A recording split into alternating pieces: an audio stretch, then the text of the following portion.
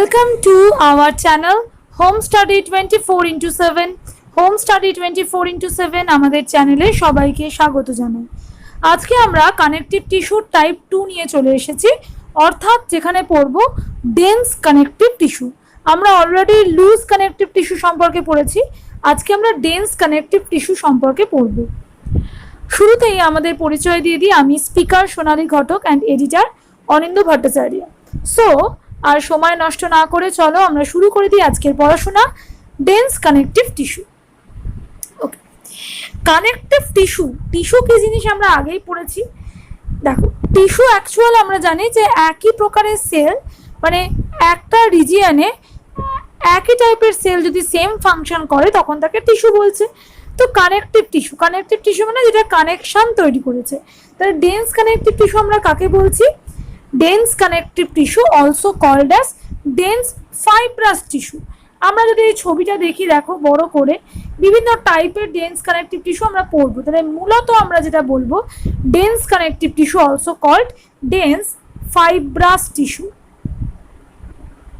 Fibrous tissue it's a type of connective tissue with fiber. So এখানে কি থাকে? বেশি ফাইবার দেখতে পাওয়া যায়, তাই জন্যই এটাকে ফাইব্রাস টিস্যু বলা হয়ে থাকে। And it forms main matrix element এরা তৈরি করে। The fibers are mainly composed of type 1 collagen, very important। type 1 collagen দিয়ে এই ফাইবার গুলো তৈরি হয়। Dense connective tissue forms strong rope-like structure as tendons and ligament। এরা ভীষণ শক্ত হয় এবং দড়ির মতো কিছু এরকম স্ট্রাকচার তৈরি করে। ঠিক আছে, আরো কিছু ইনফরমেশন তোমাদের দিয়ে দিই। Dense connective tissue is characterized by large robust collagen fiber that provide a considerable amount of strength to the tissue. তাহলে ডেন্স কানেকটিভ টিস্যু বললে আমরা যেটা বুঝবো যে এরা স্ট্রেংথ দিচ্ছে, মেনলি স্ট্রেংথের জন্য ইউজ করা হচ্ছে। Fibers are so numerous that our key identifying trait of the tissue is the absence of open spaces between cells or fibers। এখানে পর মানে সেলগুলো, ফাইবারগুলো পর এমন করে রয়েছে, ডেন্স, একেবারে ঘন, যার ফলে মাঝখানে কোনো স্পেসিং দেখতে পাওয়া যায় না। Since the protein fibers are the dominant component of the tissue, এই টিস্যুতে যেটা সবথেকে বেশি দেখতে পাওয়া যায় সেটা হচ্ছে প্রোটিন ফাইবার। প্রোটিন ফাইবার সব থেকে বেশি দেখতে পাওয়া যায়, তাই কিন্তু পিএফ লিখলাম, protein fibre. The types of fiber and their orientation within their tissue is the basis of এই ডেন্স কানেকটিভ টিস্যু। কিন্তু আরো অনেক রকমের হয়ে থাকে। প্রথম পয়েন্ট হচ্ছে, আমরা তোমার ছবিতেই দেখতে পাচ্ছ, একটা হচ্ছে রেগুলার কানেকটিভ টিস্যু, একটা ইরেগুলার। তাহলে আমরা যদি একটু ভালো করে বড় করে দেখি, প্রথমে আমরা আসছি রেগুলার কানেকটিভ টিস্যুতে। তাহলে ডেন্স কানেকটিভ টিস্যু আমরা কি পড়লাম? যেটা একদম ঘন কোলাজেন টাইপ টাইপ 1 কোলাজেন দিয়ে তৈরি হয়েছে। এবং আমরা দেখলাম যে মোটামুটি dense connective tissue protein fibre দিয়ে তৈরি হয়। আর একটা টাইপ 1 কোলাজেনটা কি সেটা একটুখানি দেখে নিই। Collagen fibres R tough thick fibrous protein found in dense connective tissue. It has many types, but in dense connective tissue mainly type 1 collagen is present. 3-stranded collagen molecules are packed together to form collagen fibrils, and their alignment yield characteristics ultrastructure striation. Fibrils assembled to form collagen fiber. এই ফাইব্রিলগুলো একসাথে পরপর যুক্ত হয়ে collagen fibre তৈরি করেছে। তাহলে আমরা দেখলাম যে কোলাজেন ফাইবার টাইপ 1 কোলাজেন নিয়ে তৈরি হয়েছে। এইবার আমরা তাহলে চলে আসি যে ডেন্স রেগুলার কানেকটিভ টিস্যু। তোমরা ছবিটা দেখো, এই হচ্ছে কানেকটিভ টিস্যু, যেটা হচ্ছে টেন্ডন এবং স্কেলেটাল মাসেলও রয়েছে চারিপাশে, কিছু টেন্ডন নিয়ে এরকম টাইপের শেপটা হয়ে থাকে। তাহলে আমি আর একটা রেগুলার কানেকটিভ টিস্যু যদি দেখো, এখানে আরো অনেক জিনিস আছে। কোলাজেন বান্ডেল দেখতে পাওয়া যাচ্ছে, এই সাদা গুলো ফাইব্রোব্লাস্ট, এই ছোট্ট পয়েন্টিং গুলো ফাইব্রোব্লাস্ট, এবং টেন্ডন, যেগুলো মাঝখানে ফাঁকা জায়গাগুলো টেন্ডন। তাহলে আমরা দেখলাম ডেন্স রেগুলার টিস্যুর মধ্যে রয়েছে, কানেকটিভ টিস্যুর মধ্যে টেন্ডন, কোলাজেন, ফাইব্রোব্লাস্ট। তাহলে চলো এটা একটু পড়ে ফেলি কি জিনিসটা। এছাড়াও দেখো পরের ছবিটা যদি একটু ভালো করে দেখো, হায়ালিন কার্টিলেজ, মানে টেন্ডন আছে, লিগামেন্ট আছে, এগুলো হচ্ছে এক একটা লিগামেন্ট, এবং মাঝখানে যে এই রিজিয়নটাকে বলছে হায়ালিন কার্টিলেজ। তাহলে মোটামুটি ভাবে কিরকম দেখতে হয় রেগুলার কানেকটিভ টিস্যু তার একটা ধারণা পাওয়া গেল, যার মধ্যে রয়েছে টেন্ডন, লিগামেন্ট, ওকে, তারপরে ফাইব্রোব্লাস্ট, কোলাজেন। তুমি এই ভালো করে এই ছবিটা দেখলে বুঝতে পারবে। ওকে, তাহলে এবার বলি, dense regular connective tissue provides connection between different tissue in human body. Actual connective tissue মানেই হচ্ছে তোমাকে বিভিন্ন সাথে একটা মানে কি বলবো কানেকশন তৈরি করছে।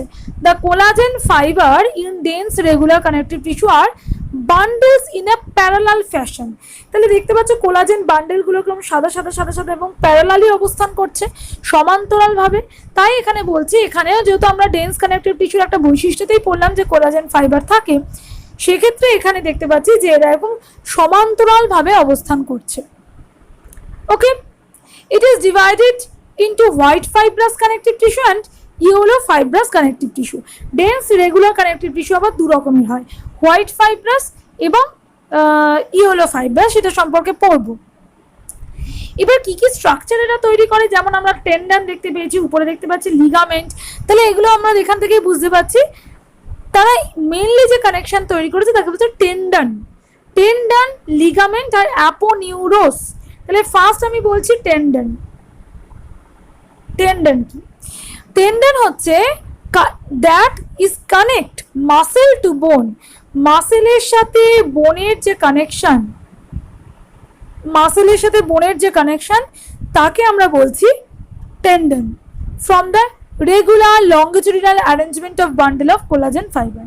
তাহলে টেন্ডন যেটা মাসেলের সাথে বোনসের যে কানেকশন তাকে বলছে টেন্ডন। আশা করি বোঝা গেছে। এবার আমরা দেখি লিগামেন্ট জিনিসটা কি।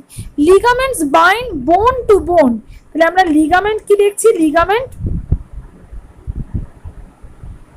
লিগামেন্ট দেখছি বোনস টু বোনস। তাহলে মাসেল টু বোন হচ্ছে মাসেল, পেশির সাথে হাড়ের সংযোগকে বলছে টেন্ডন, আর বোনস টু বোনস, হাড়ের সাথে হাড়ের সংযোগ যার মাধ্যমে হয় তাকে বলছে লিগামেন্ট। আর অ্যাপোনিউরোস কি? অ্যাপোনিউরোস স্পেলিংটা আমি দেখিয়ে দিচ্ছি, অ্যাপোনিউরোস।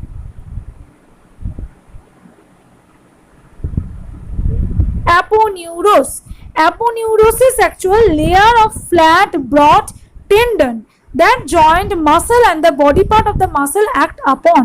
তাহলে অ্যাপোনিউরন্স হচ্ছে যে লেয়ার, যেটা হচ্ছে অনেকটা টেন্ডনেরই একটা পার্ট আমরা বলতে পারি, যেটা মাসেলের সাথে বডি পার্টগুলোর মধ্যে একটা কানেকশন তৈরি করে।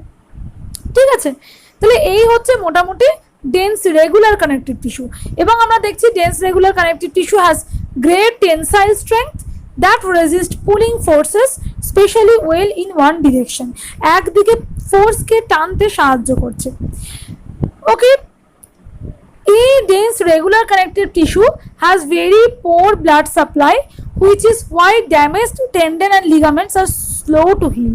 অ্যাকচুয়াল এটাও একটা ইনফরমেশন যে ডেন্স রেগুলার কানেকটিভ টিস্যু, তার মানে যার মধ্যে টেন্ডন, লিগামেন্ট, বোন এগুলো পড়ছে, সেগুলো ভীষণ হচ্ছে কি বলবো ব্লাড সাপ্লাই সেখানে খুব কম হয়, রক্ত খুব কম সাপ্লাই যায়। সেই কারণে একবার টেন্ডন বা লিগামেন্ট যদি একবার কোনো ক্ষতিগ্রস্ত হয় সেক্ষেত্রে সেটা আবার ঠিক হতে খুব আস্তে আস্তে, উন্ড হিলিংটা খুব আস্তে আস্তে হচ্ছে। তাহলে আশা করি ডেন্স রেগুলার কানেকটিভ টিস্যু ব্যাপারটা তোমরা বুঝে গেছো। ওকে, চলো এবার আমরা নেক্সট আসছি যে হোয়াইট ফাইব্রাস টিস্যু এবং ইয়েলো। আমরা দেখলাম ডেন্স কানেকটিভ টিস্যু কিন্তু দু রকমের হয়ে থাকে, একটা হচ্ছে হোয়াইট ফাইব্রাস কানেকটিভ টিস্যু, একটা ইয়েলো কানেকটিভ টিস্যু ফাইব্রাস। তাহলে আগে একটু হোয়াইট ফাইব্রাস কানেকটিভ টিস্যুটা বলি। তাহলে আগে আমি একটু হোয়াইট ফাইব্রাস কানেকটিভ টিস্যু কি নিয়ে তৈরি ব্যাপারটা বলি।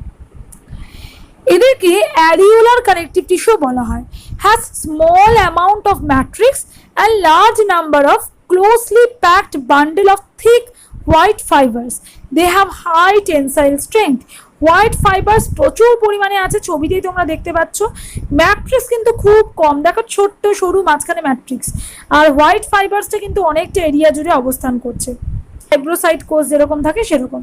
তাহলে মেনলি হোয়াইট ফাইবার নিয়ে তৈরি। হোয়াইট ফাইবারটা প্রচুর পরিমাণে দেখতে পাওয়া যাচ্ছে, কিন্তু যেটা খুব কম সেটা হচ্ছে ম্যাট্রিক্স খুব কম পরিমাণে দেখা যায়। এরও দুটো টাইপ হয়, একটা হচ্ছে টেন্ডন। টেন্ডন কি? It is tough band of fibrous connective tissue. The fibrous are made up of collagen. তাহলে এইখানে যে টেন্ডন দেখতে পাওয়া যায় সেটাও সেই টাফ কানেকটিভ টিস্যু দিয়ে তৈরি হয়েছে। The fibres are made up of collagen.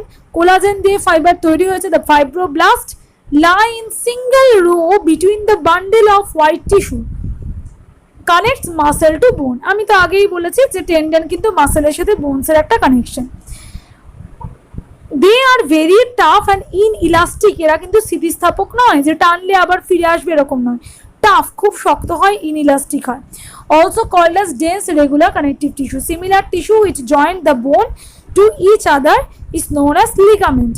এরকমই যখন বোনসের মধ্যে যে কানেকশন আমি আগেই বললাম লিগামেন্ট বলছি। এবং কর্ডি টেন্ডিন or chordae tendoni joins the auriculoventricular valves with the ventricular walls. তাহলে কর্ডি টেন্ডনি যে পার্ট সেটা কিন্তু অরিকিউলোভেন্ট্রিকিউলার ভালভের সাথে কানেকশন তৈরি করে। আর একটা এর পার্ট হচ্ছে শীথ। শীথ কি? এই হোয়াইট ফাইব্রাস টিস্যুরই একটা পার্ট হচ্ছে টেন্ডন। শীথ কি? White fibrous tissue is dense regular connective tissue that has a silvery white color and is physically tough yet pliable. Okay, it consists of fibroblast যেগুলো আমি বললাম।